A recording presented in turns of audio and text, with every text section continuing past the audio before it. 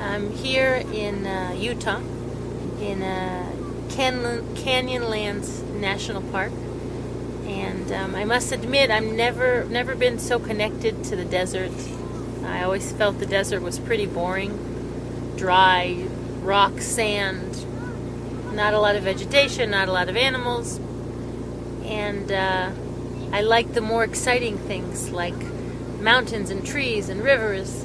And today is the first time, I think it started yesterday, but today is really the first time that I gained an appreciation for the desert. We arrived at the visitor center and they gave our kids a backpack to be young rangers. And in the backpack are binoculars, a microscope, different books about nature, how animals, how plants survive in the nature, how they adapt to the desert. And there was worksheets, things that were really cool, interactive with the desert. And there was a book there called The Other Way to Listen by Bayard Bayer and Peter Parnell. And this book really impacted me. It had a great influence on me. It talks about, I think it's an old Indian man who is teaching a young boy how to listen to nature, how to listen to the rock and to the tree and to the branch and to the sand. And it's really powerful. And he teaches the boy that when he was a boy, he discovered a tree. And he sat in that tree for hours and just was with the tree. And that was the most important thing that he ever did, was to be with that tree. And he talks about how when we learn to listen to nature, it's not by discovering a mountain or an ocean. It's by fully exploring and being with and understanding a handful of sand, or a tree or a seed.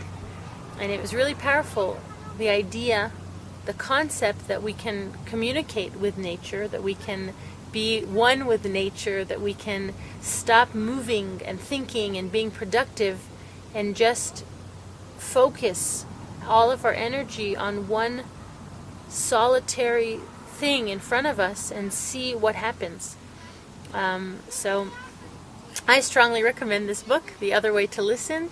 They have a series of books. Desert Voices, Everybody Needs a Rock, Hawk, I'm Your Brother, The Way to Start a Day.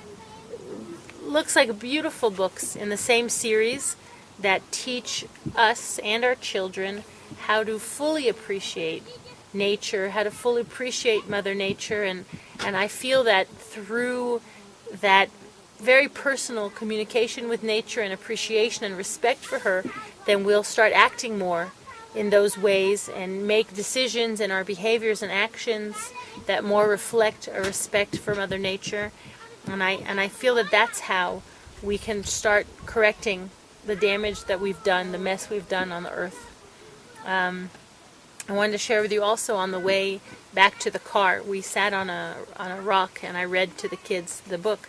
And on the way back, my daughter says, "Mom, I don't like being in a family that believes in weird things."